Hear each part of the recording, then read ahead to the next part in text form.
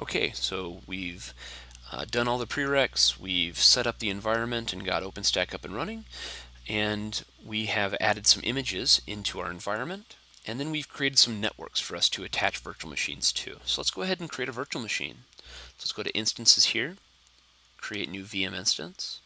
We can choose our instance that we want to do. I prefer CentOS 7. And let's create a small instance of CentOS. We can attach it to that service network that we created earlier. And let's give it a name, right? Maybe Hello World. If you had an SSH key, we didn't get into that, but you could attach that here. And if you had a different security group, which we haven't done yet either, you can attach that. For now, we'll use the default security group, no SSH key. And if you wanted to create 10 of these, you could. For now, we're just going to create the one. And then we're going to customize this system a bit. Now, this is important that in order for the host name to get set and the SSH key to be passed, and if you're using static IP addresses for those to get set, and so on and so forth, that you check this checkbox. All you have to do is check that checkbox. You don't have to do anything else, but I will in this case. We're going to click this More Information link, and we have a great support article here on how to customize an environment. So we're going to copy this first example, and we're going to paste that in. And in this first example, we're setting the default password. We're having that password never expire. We're enabling password authentication over SSH because by default these cloud images only allow you to SSH using SSH keys, which we haven't assigned one yet. And then we're going to run a command, and really we're just going to shell out, and we're going to echo hello world from pf9 into a text file. Okay, so let's go ahead and do that and create that instance. All right, so if this was a Windows machine, Windows requires the password to be randomly generated. Since they don't support SSH keys, it's insecure to have the same password every time. So they randomly generate one and assign that. Since this was Linux, we can go ahead and ignore that and click OK.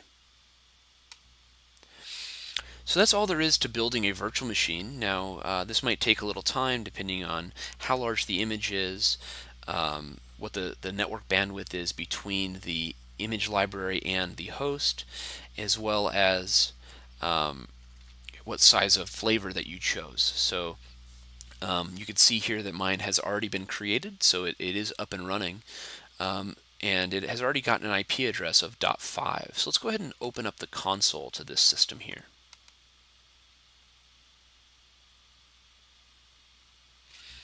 Great. So we do have a console here, and let me go ahead and scale this back so we can see it a little better. All right. So now we're here, and let me go ahead and log in using the cloud-user.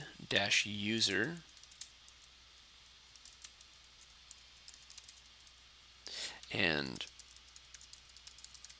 I think I typed that wrong. Let me let that time out. All right, here we go. Cloud-user is the default username for our CentOS image, and Winter Wonderland was that password that we set. Great, I'm in. And let's see, do I have an IP address? I do. That's great. And can I ping, or can I see that pf9.txt that exists? There it is. And can I ping the gateway? Oops, the gateway was 10.0.0.1.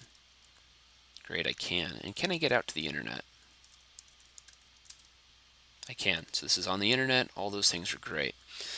So that's all there is to creating a virtual machine. This is now a full VM that you can get up and running. It's on a virtual private network. And we have a couple problems here. One is, if you wanted to SSH to this machine, this IP address doesn't exist in the real world. So you need a way to connect to this machine. And number two is the default security group, which is the firewall rule that is assigned to this system, does not allow you to ping this host or SSH into it. So in the next steps, we will do exactly that. We will give you a way to SSH into this host, as well as set the security group to allow that.